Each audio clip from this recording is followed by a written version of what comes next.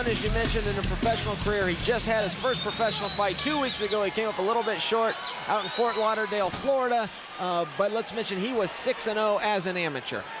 All right, Stark in the black, Stann in the red trunks as they tie up along the ring.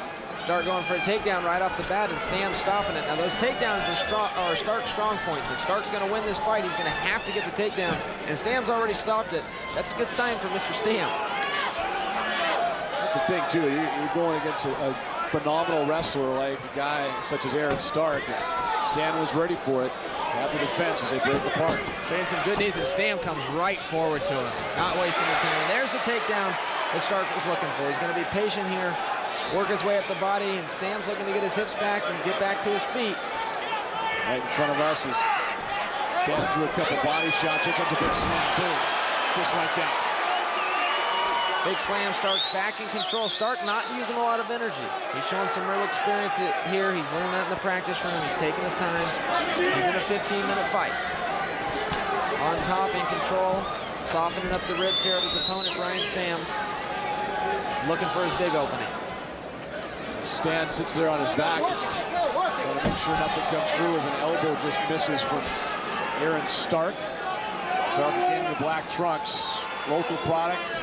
Stann, a Marine. Mentioned by Tim Hughes a moment ago in the introductions. You can notice with Aaron Stark's head position, if his head is close to Stann's chest, it's very hard to strike effectively or solid. He can soften his opponent up. He can score some what we call rabbit punches or lighter punches. As his head or his elevation moves away from his opponent, he starts to get that range. He can drop a lot heavier blows. Stark coming right back down. His head again is near his opponent's chest. He's not going to be able to strike very effectively. How much energy at that point is Stark using? More than it looks like. You know, he's hanging in there. His muscles are tense. He's trying to maintain position. But at the same time, he's not fatiguing himself. He can keep this pace all night if he wanted to. He won't. He will open up. He'll go on what we call a short sprint where he explodes. But he's still feeling his opponent out. He's wearing him down. They're breaking a sweat.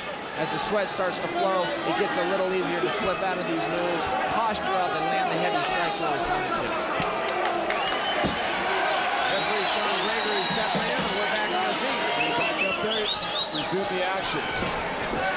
Right off that, Stark goes for the takedown again. Stann with good luck. We don't have a lot of information on Stann in terms of his background, but the more I watch him, you're the cruiser wrestler, it appears to me he's got a lot of wrestling background. And he lands a couple shots to the side of Stark's head. I can tell you he's got fantastic balance. He's out here fighting and possibly winning the fight with 1 foot in the air. Stark back in on a shot. Stark needs 2 legs. You can't take a man down with just 1 leg. At some point, he's got to reach, get to the other leg if he wants to get a takedown. Boy, exposing that head. He tries to come back for a shot. Oh, he took a big one right there. Stark is down, and he's in a bad position. That's going to be it. Referee Sean Gregory stepped in. Aaron Stark took a shot. You know, his back was just a little bit. I didn't have the best view. He must have taken one in the face, was brought down to his knees, and just not able to recover in time.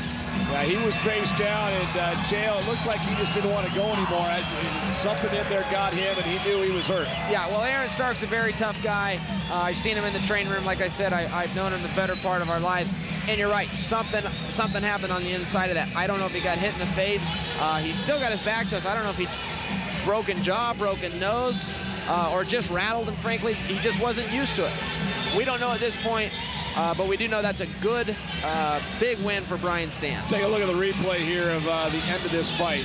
Aaron in here looking for the takedown. Brian Stann, you can see, doing a good job keeping his hips back. He's hanging onto the ropes there. Aaron Stark gets him up. This is a slam. Head by his chest, can't land very effectively. Here we are at the end of the fight. Brian Stann winning this fight literally on 1 leg.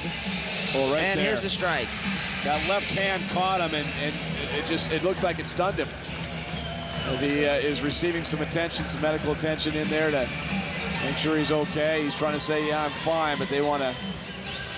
It's oftentimes, and we've seen this before in fights, the guy gets you can even get the wind knocked out of you standing up, getting hit in the jaw, can't you? Oh, yeah, absolutely. You know, Aaron Stark, a very tough guy, used to competition, used to victory.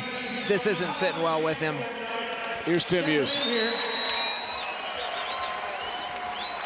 One of the things our referees will always tell our fighters is you must protect yourself at all times. If at any time a referee feels like you are not defending yourself, they will step in and do that. That's exactly what happened at 3 minutes, 14 seconds of round number 1. So your winner, fighting out of the blue corner, 3rd Battalion, 2nd Marine, Brian Stann.